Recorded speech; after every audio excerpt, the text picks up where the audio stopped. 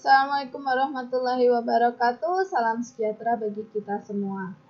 Baik, selamat datang di kelas pengantar manajemen. Ya, pada kali ini kita masuk di pertemuan ke-11, di mana di pertemuan kali ini kita akan membahas mengenai tanggung jawab sosial, ya, atau CSR, ya, tanggung jawab sosial perusahaan. Di bahasa Inggris kan CSR, Corporate Social Responsibility. Ini menjadi topik bahasan kita di pertemuan ke-11. Baik, tujuan pembelajaran kita ya di pertemuan kali ini diharapkan nanti Anda semua ya setelah mengikuti kelas pada kali ini memahami dan mampu menjelaskan mengenai yang pertama definisi CSR ya, atau Corporate Social Responsibility, kemudian alasan kenapa sih perusahaan melakukan CSR, kemudian kepada siapa perusahaan bertanggung jawab sosial, kemudian menjelaskan strategi pengelolaan tanggung jawab sosial, kemudian menjelaskan manfaat tanggung jawab sosial. Nah, baik, kita masuk pada definisi CSR atau Corporate Social Responsibility. Nah, CSR sendiri atau tanggung jawab sosial perusahaan ini merupakan suatu konsep bahwa organisasi, khususnya perusahaan, memiliki berbagai bentuk tanggung jawab terhadap seluruh pemangku kepentingan, ya, atau stakeholder. Di antaranya ada konsumen, ada karyawan, pemegang saham, dan lingkungan dalam segala aspek operasional perusahaan yang mencakup aspek ekonomi, sosial, dan lingkungan. Ya, jadi tanggung jawab perusahaan ke semua stakeholder yang ada di lingkungan perusahaan, ya, dari mulai konsumen, karyawan sampai dengan lingkungan. Ya, dilihat dari berbagai aspek ya, tidak hanya aspek ekonomi tapi juga aspek sosial dan lingkungan. Nah, kita masuk pada regulasi Corporate Social Responsibility yang ada di Indonesia. Ya, ini yang pertama ada Undang-Undang nomor 40 tahun 2007 ya, tentang perseroan terbatas, konsep CSR yang terdapat dalam UU-PT ya, atau perseroan terbatas. Nah, ini secara resmi undang-undang ini menggunakan istilah tanggung jawab sosial dan lingkungan. Undang-undang ini mengatur kewajiban bagi perseroan yang berkaitan dengan sumber daya alam untuk melaksanakan tanggung jawab sosial dan lingkungan. Kemudian ada peraturan pemerintah nomor 47 tahun 2012 tentang tanggung jawab sosial dan lingkungan perseroan terbatas ya, atau lingkungan PT. Di sini tanggung jawab sosial dan lingkungan dilaksanakan oleh direksi berdasarkan rencana kerja tahunan perseroan setelah mendapat persetujuan Dewan Komisaris atau RUPS ya. RUPS itu rapat umum pemegang saham sesuai dengan anggaran dasar perseroan kecuali ditentukan lain dalam undang-undang. Nah, ini dua regulasi ya terkait dengan tanggung jawab sosial perusahaan, ya, khususnya PT ya, atau perseroan terbatas. Baik, CSR di sini ini berkaitan dengan pembangunan berkelanjutan, ya, di mana dalam melaksanakan aktivitasnya perusahaan atau organisasi harus mendasarkan segala keputusan tidak semata berdasarkan dampaknya dalam aspek ekonomi saja, tapi melihat aspek sosial dan lingkungan juga, ya. Jadi ketika perusahaan mengambil keputusan ya, atau kebijakan, nah ini yang dilihat nggak hanya faktor ekonominya saja nih, tapi dilihat juga faktor sosialnya, bagaimana dampaknya terhadap sosial, bagaimana dampaknya terhadap lingkungan, bagaimana ya, baik untuk jangka pendek maupun jangka panjang. Nah, CSR ini merupakan kontribusi perusahaan terhadap tujuan pembangunan berkelanjutan ya, dengan cara melakukan manajemen dampak ya. Manajemen dampak ini meminimalisir dampak negatif dan melakukan maksimalisasi terhadap dampak positif yang ditimbulkan dari setiap kebijakan atau keputusan yang diambil oleh organisasi atau perusahaan. Baik, nah ini ada beberapa contoh ya program CSR. Ini misalnya yang dilakukan oleh Telkomsel. Ya, contoh pertama ini di sektor kesehatan ya terkait dengan kondisi pandemi saat ini ya. Nah, untuk Telkomsel ini telah memberikan atau menyediakan ratusan ribu unit alat medis seperti ventilator, kemudian APD, ada termogan, masker ya bagi rumah sakit penanganan COVID di seluruh Indonesia. Telkomsel juga berinisiatif menghadirkan paket data khusus sebagai apresiasi bagi sekitar 10.000 tenaga medis dan relawan yang telah mengawal garis pertahanan terakhir penanganan COVID-19. Kemudian ada Unilever, ya ini masih terkait dengan program COVID di program CSR ya untuk penanganan COVID-19 juga. Di sini Unilever mengadakan program PHBS atau perilaku hidup bersih dan sehat dengan mendistribusikan 1,2 juta produk gratis di 3 provinsi terdampak COVID-19. Unilever menyalurkan bantuan senilai 50 miliar untuk menanggulangi COVID-19. Ya, Unilever juga menyalurkan bantuan dalam bentuk produk kebersihan, makanan, perawatan kebersihan rumah, hingga alat pelindung diri kepada instansi kesehatan. Ini contoh-contoh program CSR ya. Banyak sekali ya sebenarnya ya program CSR. Ada yang misalnya perusahaan yang concern di pendidikan ya atau lingkungan seperti Aqua itu dia fokusnya di lingkungan ya, konservasi alam ya dan lain sebagainya. Nah, kita masuk pada alasan perusahaan melakukan CSR. Jadi kenapa sih perusahaan-perusahaan tersebut mau melakukan CSR? Nah, ini ada beberapa alasannya. Yang pertama adalah untuk melakukan manajemen risiko. Yang kedua, membedakan merek. Dan yang ketiga, berkaitan dengan izin usaha. Kita akan bahas satu-satu ya, terkait dengan alasan perusahaan melakukan tanggung jawab sosial. Yang pertama adalah risk management atau manajemen risiko. Nah, manajemen risiko ini adalah segala proses kegiatan yang dilakukan semata untuk meminimalkan bahkan mencegah terjadinya risiko perusahaan. Reputasi yang dibentuk dengan susah payah selama bertahun-tahun dapat musnah dalam sekejap melalui insiden seperti skandal korupsi atau tuduhan melakukan perusakan lingkungan. Membentuk suatu budaya kerja, mengerjakan sesuatu dengan benar, baik itu terkait dengan aspek tata kelola perusahaan, sosial maupun lingkungan, yang semuanya merupakan komponen CSR pada perusahaan dapat mengurangi risiko terjadinya hal-hal negatif tersebut ya. Jadi pelaksanaan CSR ya ini dapat mengurangi risiko terjadinya hal-hal negatif yang mungkin muncul di perusahaan. Kemudian membedakan merek. Nah, CSR bisa membedakan merek. Bagaimana? Nah, kita lihat di sini. Perusahaan berupaya keras untuk membuat suatu cara penjualan yang unik sehingga dapat membedakan produknya dari pesaingnya atau dari produk lain yang ada di pasaran. CSR dapat berperan untuk menciptakan loyalitas konsumen atas dasar nilai khusus dari etika perusahaan yang juga merupakan nilai yang dianut oleh masyarakat. Nah, menurut Philip Kotler dan Nancy Lee, 2 jenis kegiatan CSR yang bisa mendatangkan keuntungan terhadap merek, yaitu yang pertama Corporate Social Marketing atau CSM, yang kedua Cost Related Marketing atau CRM. Nah, apa ini? Kita bahas di slide selanjutnya. Nah, ini ya CSM atau Corporate Social Marketing. Nah, ini perusahaan memilih satu atau beberapa isu ya biasanya terkait dengan produknya yang bisa disokong penyebarluasannya di masyarakat. Misalnya melalui media campaign ya, atau kampanye. Dengan terus-menerus mendukung isu tersebut, maka lama-kelamaan konsumen akan mengenali perusahaan tersebut sebagai perusahaan yang memiliki kepedulian terhadap isu tersebut. Segmen tertentu dari masyarakat kemudian akan melakukan pembelian produk perusahaan tersebut dengan pertimbangan kesamaan perhatian atas isu yang diambil. Contoh, di sini ada McD. Melalui Yayasan Ronald McDonald House Charities mengadakan program imunisasi dan pemantauan gizi untuk anak-anak, juga pemeriksaan mata di berbagai daerah.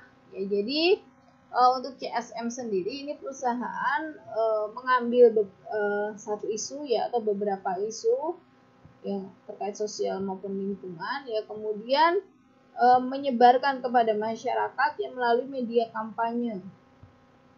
Ya, kayak misalnya ini contohnya McD, dia concern di anak-anak, kayak kesehatan anak-anak atau pendidikan anak-anak. Dia akan concern di isu tersebut dan melakukan kampanye-kampanye terkait dengan kesehatan anak-anak. Atau contohnya Aqua. Aqua itu ambil isu lingkungan ya. Dia selalu mengkampanyekan dia terkait dengan konservasi lingkungan atau pelestarian lingkungan. Ya. Nah, kemudian melekatlah ya ketika kita bahas Aqua, dia itu perusahaan yang concern terhadap lingkungan. Ya, jadi melekat di hati masyarakat. Kayak misalnya Unilever ya, produknya Lifebuoy. Dia selalu mengkampanyekan mengenai hidup sehat ya, gaya hidup bersih, gaya hidup sehat ya dengan mencuci tangan. Nah, ini akan melekat nih di benak masyarakat ya. Ketika produk sabun apa sih yang fokus di kesehatan? Oh, Lifebuoy. Nah, dia jadi mengkampanyekan secara terus-menerus terkait dengan isu yang akan diambil. Nah, dengan muncul kesan tersendiri ya atau nilai tersendiri ya terhadap perusahaan tersebut. Nah, ini akan pada segmen masyarakat tertentu ya yang sama-sama fokus di isu tersebut. Nah, ini akan melakukan pembelian produk perusahaan tersebut ya dengan pertimbangan kesamaan isu. Ya, jadi orang-orang ya yang misalnya mau beli air minum nih, tapi dia memang concern di saya ingin melestarikan lingkungan. Nah, saya pilih apa ya? Oh, pasti pilihnya Aqua. Karena apa? Karena sama nih isu yang saya perhatikan dengan yang perusahaan tersebut perhatikan ya, atau perusahaan tersebut kampanyekan. Nah, jadi dengan hal tersebut itu akan mampu meningkatkan loyalitas konsumen terhadap suatu produk. Kemudian ada cost related marketing. CRM bersifat lebih langsung. Perusahaan menyatakan akan menyumbangkan sejumlah dana tertentu untuk membantu memecahkan masalah sosial atau lingkungan dengan mengaitkan hasil penjualan produk tertentu atau keuntungan yang mereka peroleh. Biasanya berupa pernyataan rupiah per produk terjual atau proporsi tertentu dari penjualan atau keuntungan. Ya, dengan demikian, segmen konsumen yang akan menyumbang bagi pemecahan masalah sosial atau lingkungan kemudian tergerak untuk membeli produk tersebut.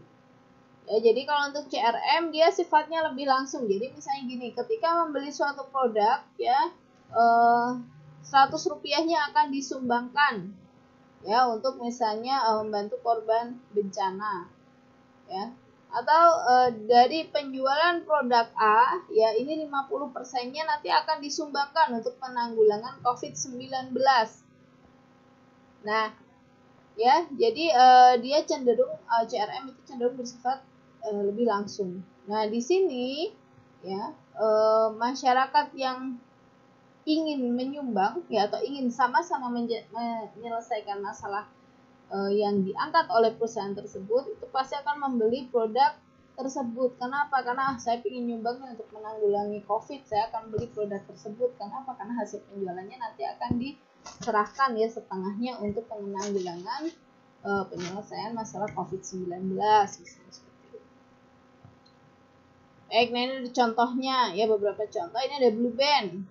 Ya, di sini Blue Band pernah ya bersama Hypermart dan Foodmart bekerja sama untuk membantu meningkatkan gizi anak di NTT dan NTB. Mekanismenya, setiap pembelian Blue Band disisihkan Rp1.000 ya untuk meningkatkan gizi anak di NTT dan NTB. Kemudian Lifebuoy, sabun Lifebuoy pernah meluncurkan kampanye berbagi sehat yang mendonasikan sebagian hasil penjualannya untuk membangun fasilitas MCK di seluruh Indonesia.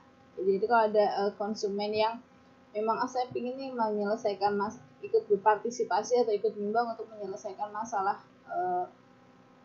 penyediaan fasilitas MCK di Indonesia, saya mau beli produk Lifebuoy gitu. Atau ada Aqua. Aqua membuat program 1 untuk 10 yang berjanji akan menyediakan air bersih untuk desa-desa yang mengalami masalah ketersediaan air bersih di Nusa Tenggara. Ya, jadi Aqua juga melakukan CRM. Ini program yang pernah dibuat adalah 1/10 ya, pembelian 1 liter Aqua itu akan menyediakan 10 liter air bersih untuk masyarakat di Nusa Tenggara. Nah, ini contoh-contoh untuk CRM ya, atau cost relative marketing. Selanjutnya, izin usaha. Perusahaan selalu berupaya agar menghindari gangguan dalam usahanya terkait dengan perpajakan atau peraturan. Dengan melakukan suatu kebenaran secara sukarela, maka mereka akan dapat meyakinkan pemerintah dan masyarakat luas bahwa mereka sangat serius dalam memperhatikan masalah kesehatan dan keselamatan, diskriminasi atau lingkungan hidup, maka dengan demikian mereka dapat menghindari intervensi. Ya, jadi tujuannya adalah dengan melakukan CSR ya, berarti dia concern nih terhadap lingkungan, masyarakat, sosial ya, sehingga nantinya ya jika membutuhkan izin-izin terkait dengan usahanya itu akan lebih mudah. Karena di sini terlihat nih bahwa perusahaan tersebut sangat serius dalam memperhatikan masalah kesehatan misalnya, atau keselamatan misalnya, atau diskriminasi dan lingkungan. Nah, selanjutnya, kepada siapa organisasi bertanggung jawab? Nah, ini ada 2 teori ya. Yang pertama adalah organisasi itu bertanggung jawab kepada pemegang saham ya, atau shareholder. Nah, pandangan tentang tanggung jawab sosial yang menyebutkan bahwa sasaran organisasi yang utama adalah memaksimalkan keuntungan bagi manfaat para pemegang saham. Lebih spesifik lagi, apabila keuntungan meningkat, maka nilai saham perusahaan yang dimiliki oleh pemegang saham juga akan meningkat. Jadi teori yang pertama ya, atau pendekatan yang pertama terkait dengan kepada siapa perusahaan perlu melakukan tanggung jawab sosial adalah yang pertama kepada pemegang saham. Ya, teori pertama nih, pada pemegang saham. Ya, jadi perusahaan diharapkan bisa memaksimalkan labanya, memaksimalkan keuntungannya. Ya, sehingga di sini akan meningkatkan nilai saham perusahaan yang dimiliki oleh para pemegang saham ya, sehingga pemegang sahamnya juga mendapatkan keuntungan ya dari meningkatnya keuntungan perusahaan tersebut. Nah, untuk yang teori yang kedua ya, kepada siapa organisasi harus bertanggung jawab sosial adalah kepada stakeholder atau pihak yang berkepentingan. Semuanya ya, berarti ya, nggak hanya shareholder saja. Bisa ke konsumen ya, bisa ke supplier, ke karyawan dan lain sebagainya. Teori tentang tanggung jawab sosial perusahaan yang mengatakan bahwa tanggung jawab manajemen yang terpenting adalah kelangsungan hidup jangka panjang, bukan hanya memaksimalkan laba, yang dapat dicapai dengan memuaskan keinginan berbagai pihak yang berkepentingan terhadap perusahaan, bukan hanya pemegang saham. Baik, kita masuk ke stakeholder primer. Stakeholder primer. Nah, stakeholder primer adalah karyawan, pelanggan, pemasok, pemerintah, dan masyarakat, di mana organisasi bergantung untuk berkelanjutan hidup jangka panjang. Contoh, ini kasus ya pada perusahaan yang bermasalah dengan stakeholder primernya. Ini dampaknya sangat luar biasa ya. Di sini Kmart ya, ini semacam supermarket ya. Nah, di mana Kmart pada saat itu Kmart ya menghadapi masalah keuangan. Ia terlambat melakukan pembayaran kepada 3 pemasok utamanya. Nah, para pemasok ini memperingatkan Kmart bahwa mereka tidak akan mengirim lagi produknya ke toko Kmart, kecuali jika dibayar tunai sebelum atau pada saat pengiriman. Jadi Kmart sempat mengalami kendala atau mengalami masalah keuangan ya, sehingga terlambat untuk melakukan pembayaran ke 3 pemasok utamanya.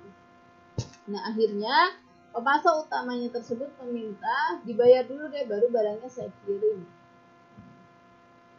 Nah, bahayanya ya bagi Kmart adalah apabila masalah ini tersebar pada kelompok stakeholder yang lain, ya, maka stakeholder lain juga menginginkan pembayaran tunai sebelum pengiriman, ya, sehingga semakin dikit barang yang akan dikirim ke toko, menyebabkan pelanggan mungkin berhenti berbelanja di Kmart karena tidak dapat memperoleh barang yang mereka butuhkan. Selanjutnya ini akan mengganggu usaha jangka panjang Kmart.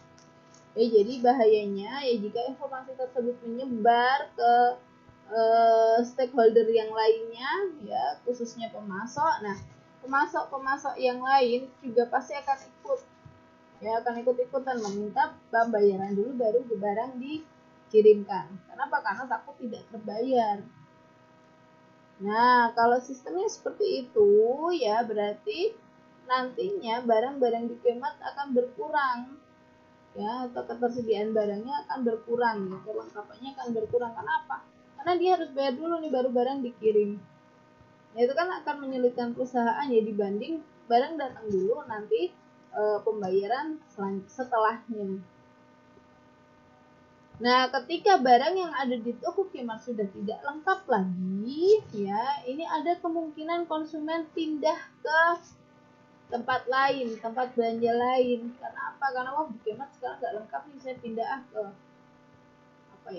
Alfamart misalnya.